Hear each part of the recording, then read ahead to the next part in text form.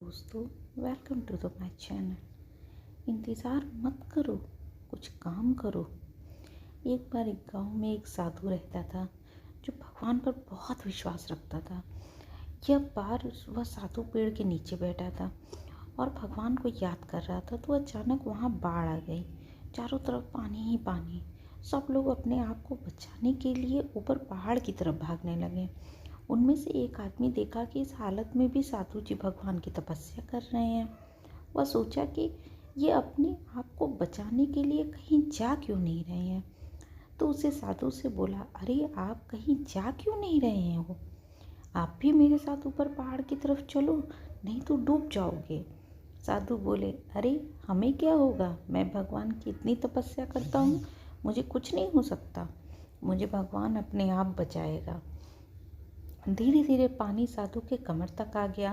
अब लोग वहाँ से नाव लेकर निकलने लगे, तो उनमें से एक ने साधु से कहा, अरे पानी आपके कमर तक आ गया है, आप हमारे साथ चलो। तो साधु ने कहा कि नहीं नहीं, भगवान मुझे अपने आप बचाएगा।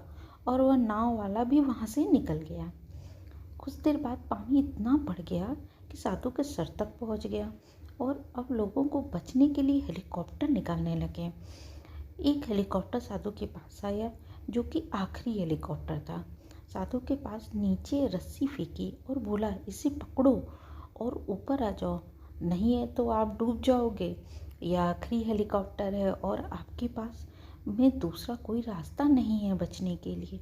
साधु ने कहा, यह रस्सी वापस के ऊपर खींच लो और आप चले जाओ। मुझे भगवान के ऊपर पूरा भरोसा है, वो मुझे बचा लेगा। पानी काफ़ी ऊपर आ गया, पेड़ भी डूब गया और साधु की भी डूबने से मौत हो गई। मरने के बाद साधु भगवान के पास गया और बोला, हे भगवान, मैंने आप पूरी ज़िंदगी आपकी तपस्या की, मेरा सारा जीवन आपकी आराधना करने में लगा दिया, फिर भी इतने भरोसे के साथ इंतज़ार किया कि तुम मुझे बचाने आओगे, लेकिन वहाँ मेरी डूबकर मौत हो गई और तुम नहीं आए, ऐसा क्यों? भगवान बोले, मूर्ख, इंसान एक नहीं 3 बार आया था। वो तीनों बार मैं ही तो था। पहला पैदल, दूसरा नाव के द्वारा और तीसरा हेलीकॉप्टर के द्वारा। लेकिन तुमने मेरा एक भी अवसर बचाना नहीं पाया। पता नहीं किसका इंतज़ार कर रहा था। इस तरह से ज़िंदगी में हमें ऊपर वाला बहुत से मौके देता है, लेकिन हम सब उस मौके को पता नहीं देते हैं और ना जाने किस चीज़ का इंतज़ार करते रहते हैं।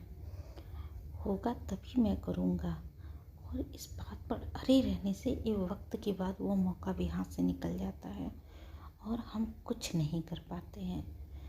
तो दोस्तों, इससे हमें ये सीख मिलती है कि हमें मौके का इंतज़ार नहीं करना चाहिए। जो सामने आया है पहले उसको हमें करना चाहिए।